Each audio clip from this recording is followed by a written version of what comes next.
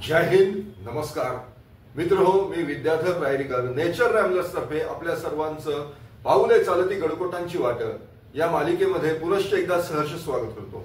मित्रांनो, आपण मागच्या भागामध्ये पाहिलं होतं की 1648 साली चंद्रराव मोरे मयत झाल्यानंतर म्हणजेच दौलतराव चंद्रराव मोरे हे मयत झाल्यानंतर शिवाजी राजांच्या सहाय्याने आता नवीन चंद्रराव मोरे म्हणजे शिवतरकर मोरे घराण्यातला यशवंतराव मोरे हे चंद्रराव मोरे म्हणून जावळीच्या गादीवरती प्रस्थापित झाले। आता इथून पुढे आपल्याला पाहायचं आहे 1648 ते 1654 या कालखंडामध्ये अनेक महत्त्वाच्या घटना घडल्या आणि त्या नेमक्या घटना कुठल्या घडल्या हे आपल्याला पाहायचंय। 1648 साली हा नवीन चंद्रराव मोरे म्हणजे यशवंतराव मोरे जावळीच्या दौलतीचा कारभार पाहू लागला। सुरुवातीची काही काळ त्याचं महाराजांशी अतिशय चांगल्या पद्धतीने पटलं, तो शेजार धर्म व्यवस्थित पाळून होता। परंतु आता त्याची नजर जी होती, आता त्याची जी भूक होती ती वाढायला लागली आणि त्याची नजर आता महाराजांच्या स्वराज्यावर देखील पडू लागली। याच वेळेला महाराजांची मात्र इच्छा होती की या नवीन चंद्रराव मोऱ्यांनी जावळीची दौलत उपभोगून आणि सांभाळून स्वराज्यामध्ये सामील व्हावं, जेणेकरून जावळीसारखा अत्यंत बिकट आणि अत्यंत महत्वाचा मुलूक जो आहे तो स्वराज्यामध्ये सामील होईल। याचं कारण असं होतं की जावळी जशी निबिड अरण्यामध्ये बसलेली होती, त्याचप्रमाणे सह्याद्रीच्या मुख्य रांगेतले अनेक किल्ले या जावळीच्या मुलुखामध्येच होते, जावळीच्या सुभ्यामध्ये होते। यावेळेला स्वराज्यामध्ये अगदी जेमतेम 4-5 किल्लेच होते, म्हणजे तोरणा, राजगड, पुरंदर वगैरे असे जे काही किल्ले होते, रोहिडा, असे 4-5 किल्ले फक्त होते। जर जावळीचा मुलूक स्वराज्यामध्ये सामील झाला असता, जर चंद्रराव मोरे स्वराज्यामध्ये आले तर महाराजांचं हे स्वराज्य विस्तारणार होतं आणि जावळीसारखा अत्यंत बिकट मुलूक स्वराज्यामध्ये येणार आणि त्याच्यातले किल्ले देखील स्वराज्यामध्ये सामील होणार, हे महाराजांना लक्षात आलेलं होतं। परंतु याच वेळेला या नवीन चंद्रराव मोऱ्यांनी आणखी काही राजकारण सुरू केलं।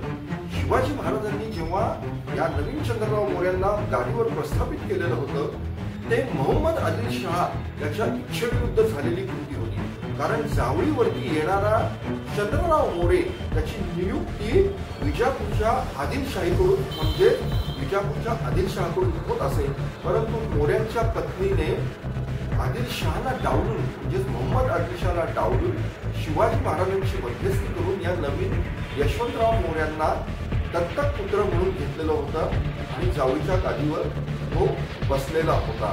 आणि नेमका यामुळेच चिडलेल्या आदिलशहांनी जावळीची दौलत आता खालसा करायची आणि जावळी ताब्यात घ्यायची म्हणून मोहीम आखली आणि त्या मोहिमेमध्ये एक अत्यंत कर्तबगार, त्याचा निष्ठावान आणि साम दंड भेद या कोणत्याही मार्गाचा अवलंब करणारा, प्रसंगी नीती अनीती घात पात याचा विचार न करता कामगिरी फत्ते पाडणारा असा एक अत्यंत महत्वाचा सरदार, ज्याचं नाव अफजल खान मोहम्मद शाही, त्याची या जावळीच्या स्वारीवरती नेमणूक केली आणि त्याला वाईला सुभेदार म्हणून पाठवलं। हा कालखंड जो होता तो साधारणतः होता 53-54 सालचा, म्हणजे 1653-54 मधला।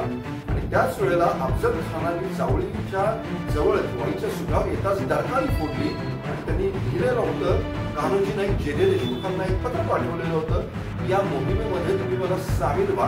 त्याच्यामध्ये या मोहिमेचं कारण त्यांनी लिहिलेलं होतं।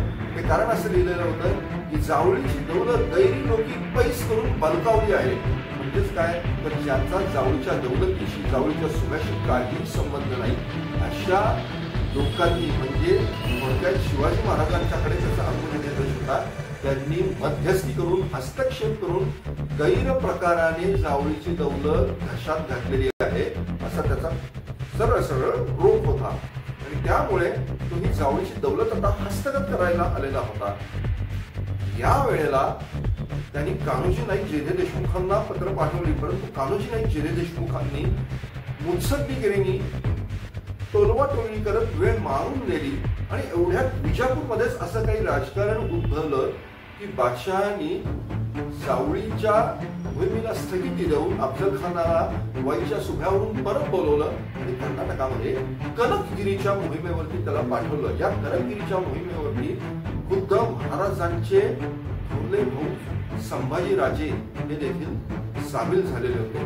परंतु आता अफजल खान एकदा निघून गेला आणि जावळीचा धोका टळला म्हटल्यावर मोऱ्यांची बुद्धी फिरली. केलेले उपकार मोरे विसरले. गरज सरो वैद्य मरो या न्यायाने मोरांनी आता महाराजांची उद्धटपणाचं वर्तन आरंभलं आणि त्यांनी काय केलं तर ज्या कान्होजी नाईक जेधे देशमुखांनी वेळ मारून नेलेली होती त्यांच्या सुरभीर खोऱ्यावरती त्यांनी स्वारी केली. इतकंच नाही तर महाराजांचा राजगड ज्या गुंजन मावळात बसलेला आहे त्या गुंजन मावळची देशमुखी जी होती ती बाळाजी हैबतराव शिळमकरांची होती आणि या शिळमकर देशमुखांना महाराजांनी कौल दिलेला होता, म्हणजेच अभयपत्र दिलेलं होतं आणि त्यांना सांगितलेलं होतं की ही तुमची पिढ्यानुपिढ्या चालत आलेली देशमुखी जी आहे ती तुमच्याकडेच राहील. तुम्ही कोणत्याही प्रकारे मनुष्य अंदेशा करू नका आणि स्वराज्याची एकनिष्ठपणे सेवा करा.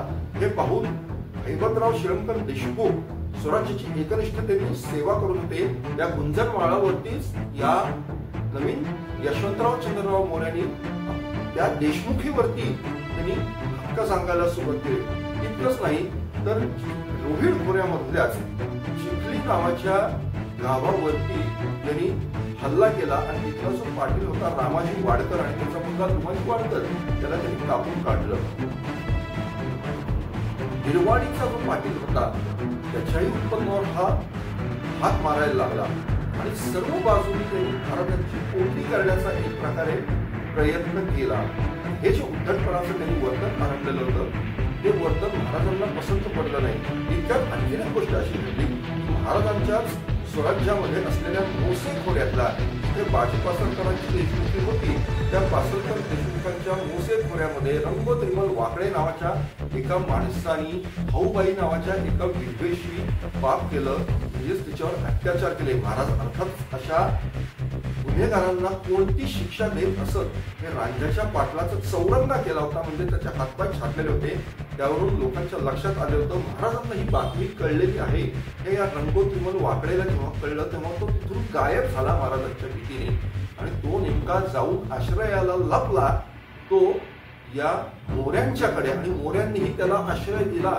ही फार मोठी चूक मोऱ्यांनी केली आणि आता मात्र महाराजांनी ठरवलं की जावळीची दौलत हस्तगत केली पाहिजे आणि मग महाराजांनी जावळीची दौलत हस्तगत करण्यासाठी, परंतु ती करण्यापूर्वी शेवटचा एक शहाणपणाचा उपाय या चंद्रराव मोऱ्याला सुचवावा म्हणून त्याला पत्र लिहिलं. ते पत्र नेमकं काय होतं आणि त्याचा रायगडच्या राजकारणाशी एकूण संबंध काय आला हे आपण आता पुढच्या भागामध्ये पाहू. आपण आम्हाला फॉलो करा. आमचे जे भाग आहेत ते आपण पहा, लाईक करा, सबस्क्राईब करा, शेअर करा. पुढच्या भागात आपण लवकरच भेटू. जय हिंद, नमस्कार.